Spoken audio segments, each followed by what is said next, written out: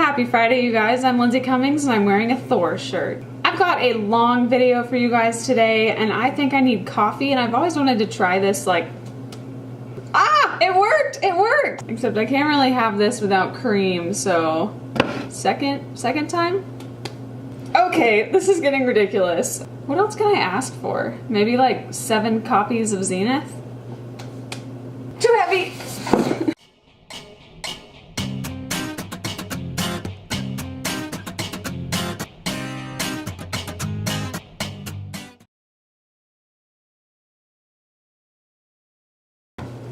I have a lot of stuff to do today, so I'm going to try and make this video not super lengthy, but there's so much information to cover that I don't know how I'm going to do that. So while I'm making my coffee, let's talk about social media.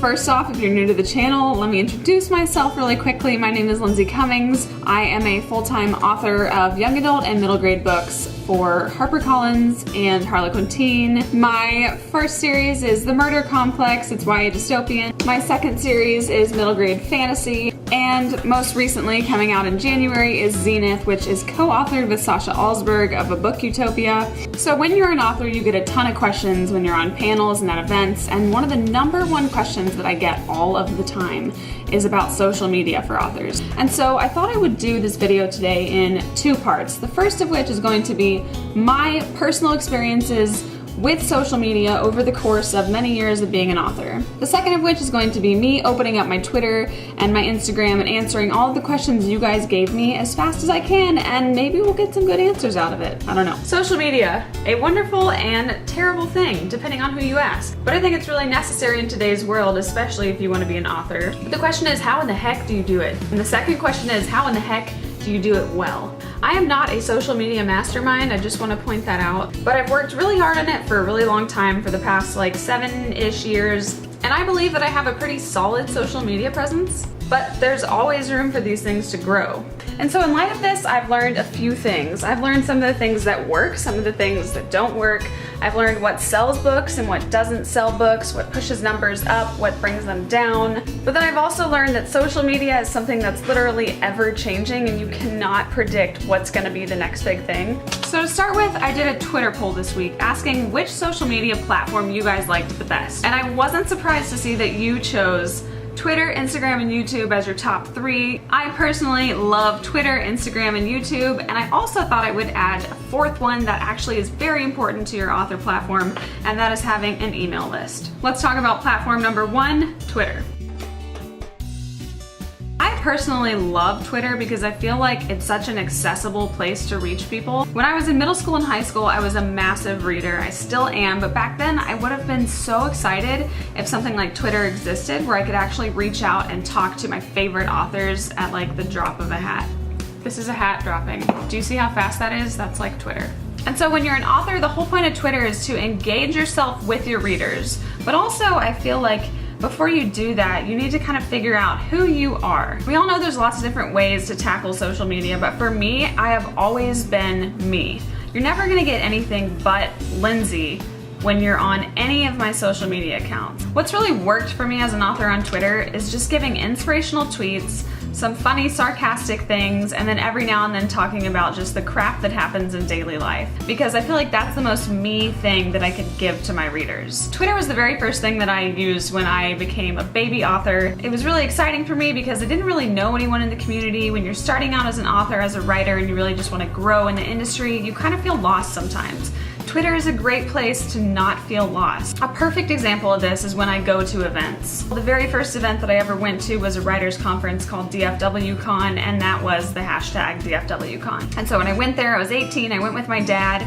I wanted to meet people and have fun and get to know other authors, and so I went onto the hashtag and I literally was like, hey, newbie writer here, just hanging out, like who wants to be friends? Some of the women that I ended up connecting with at that conference are still some of my friends today. And I really wanted to like find out what people were talking about in the industry because I feel like that's so important to stay relevant. And so I looked up like literary agents, editors, publishing, marketing people, book bloggers. Twitter is gonna show you all of them. I have taken some screenshots of some tweets that have worked for me and then some tweets that really haven't worked for me. The first one is from that bookish news category, and it's about exciting news coming up for me and Sasha Alsberg in October that involves Zenith. People love to hear things like that. They want to be teased about what's going on with your career, what is going on with your books that they're excited about, anything that kind of makes them feel like they're getting a bit of an inside scoop. People also love really inspiring tweets about writing or about the publishing industry in general. This one I actually wrote this morning, and you can see it's already been kind of popular with people. They enjoy it. They have been retweeting it and liking it because it inspires them. It makes them excited to go and write and then fix it later, which is what I have to do. And then I have another example of one that I also tweeted today so that you can see the vast difference in likes and retweets. It didn't get that many likes, it's not that popular, but again, it gives people a glimpse of me and my sarcasm and the fact that I really did eat a lot of pasta today. If you want to be a writer, you must learn how to be a dreamer first. People love stuff like that. Anything that you can give them that's going to push them in their own personal writing. If you don't want to be a person that talks about writing all the time, that's okay. If you're a book blogger, talk about books, post cool pictures, just do whatever you want to do that you enjoy doing that other people might find that they enjoy too. You kind of have to stick to what is working for you. You could branch out every now and then and try some things that are fun and creative, like giveaways are awesome, that draws in a new crowd, but really it's kind of just about connecting with people, having fun, and sometimes tweeting stupid things. I think another thing to remember is that it's not about the number of likes and retweets. Those are all good things. It shows that people are enjoying what you're putting out there. Giving your readers a little glimpse into who you are just makes them more endeared to you. They're more interested in reading what you have. And if you're a jerk on Twitter, then no one's gonna wanna buy your stuff. So just be yourself, be kind, and have fun with it. The next one I wanna talk about is Instagram. Instagram is my personal favorite because I feel like a picture says a lot more sometimes than words ever could. I also think it's fun because it gives you guys a lot more of a glimpse into who I am, not just as a writer, but a little bit more of my personal life. So Instagram is where I try and balance the professional author Lindsay with the day-to-day Lindsay. And I do that by using lots of hashtags. Forever ago, I started something called #BookNerdigans, and that's become really actually huge, and people have kind of forgotten that it's associated with me, which may have been a mistake.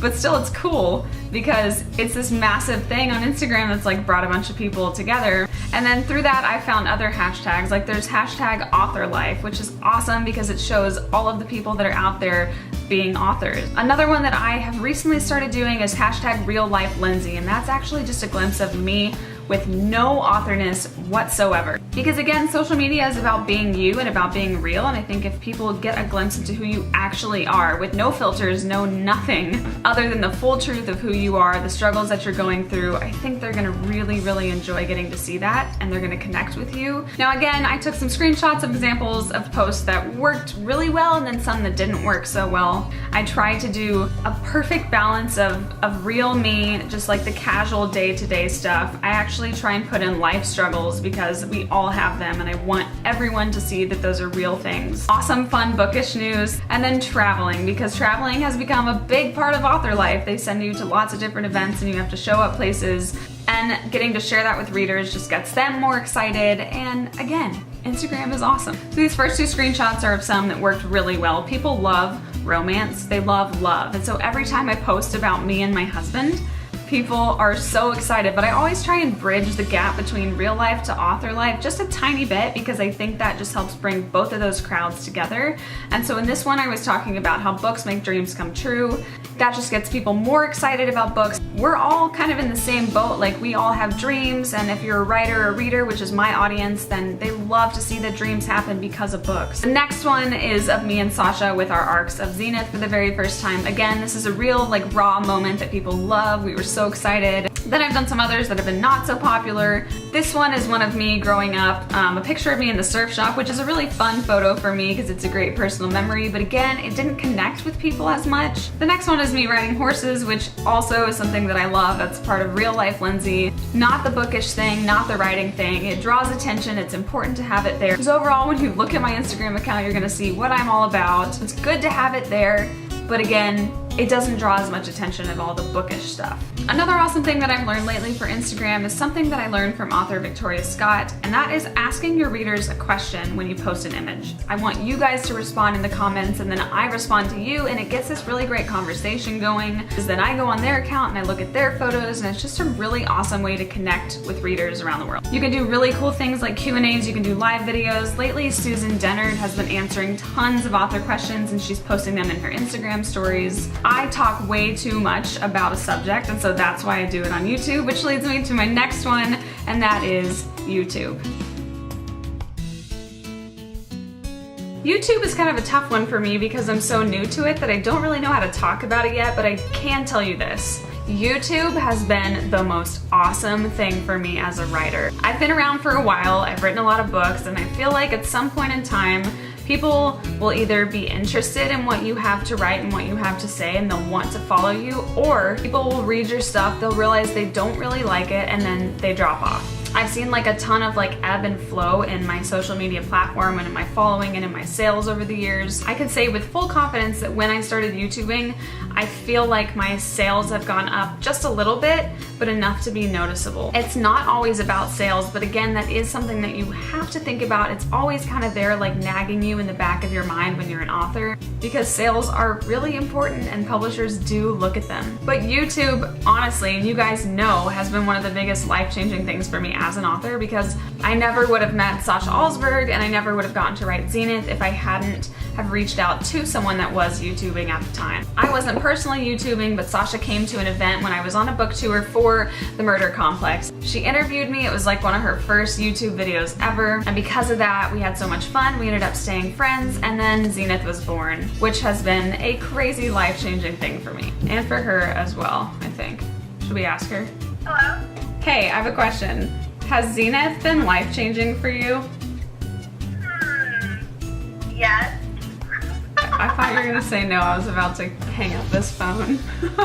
I think you want your videos to be good quality. I used to record just on my iPhone, which is fine, but I feel like people are watching my stuff more, they're enjoying it more, they're commenting more, they're doing more thumbs up when I'm doing like good quality videos. And then also before I post anything, I'm really like thinking about what I'm gonna say. Sometimes I type it out like I write a script, just because I want the information that I give you guys to be like real helpful information. I post Tuesdays and Fridays, and again, I've always tried to bridge like author life with real life, and so Tuesdays is real life Lindsay, and then Friday is like writing helpful stuff. There's not a ton of traditionally published authors out there that are like posting really awesome videos that are helpful. I don't know if these are helpful for you guys, I hope so. But traditional publishing is a really weird, wild, like unknown type of place. There's always questions about agents and query letters and publishing and sales and cover design and like all the different things that happen behind the scenes. I've experienced all the different things that happen. So now I've been having fun sharing it with you, and I hope that it helps in some way. Since I am new to YouTube, I asked a few of the heavy hitters on the booktube community to give me some advice for y'all. And so from Sasha Alsberg, one of her tips for YouTube is to put tags in your video manager. It helps your stuff become way more discoverable. I also learned this from author Kristen Martin, who is another author tuber. Now that I've been YouTubing, when I go to events, I feel like people feel like they know me a little bit more because they see my face, they see me talking. Again, social media is always about being yourself, so try your very best to do that. And now it's time to move on to the last one, which is having an email list for your readers. Having an email list for your readers is literally like the coolest way that you can give them sneak peek information and get them really excited about your work. A perfect example of this is when Sasha and I first released Zenith in the ebook format. If you don't know, we released Zenith as like a 50-page novella. That was the original intention for the series, was to do it in little tiny novellas over the course of like a year or two. But instead, you guys freaked out, you all bought it and loved it, and then it hit the New York Times list and it became like a thing. And so now it's gonna be a real book. The way we got readers excited about it and the way that we were able to like share this really fun stuff with you guys was through an email list. What's awesome about it is it's really kind of exclusive to the people that are really the most excited about your work as an author. You get a chance to share secret things, news, cover reveals, all this fun stuff ahead of time with the people that really love and appreciate your work. Don't know if anyone's gonna subscribe. I think a really fun way of getting people to join is by offering something that they can't really get anywhere else. So what I do for my personal email list is if people subscribe,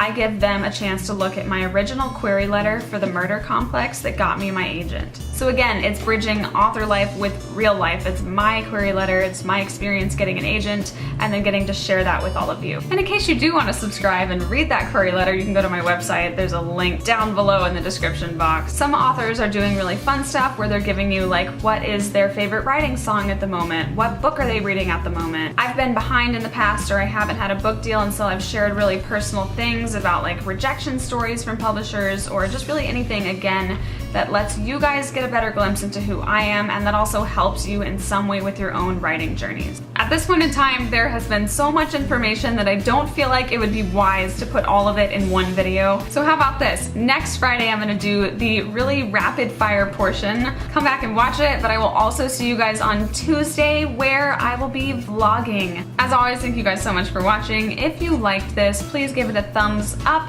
and hit the subscribe button if you haven't yet, because I like you, and if you like me, then we should be friends. And what have you found that works for you on social media? So let me know in the comments. I would love to hear about it. I love you, God loves you, don't forget to love yourself, and I will see you next time. Bye!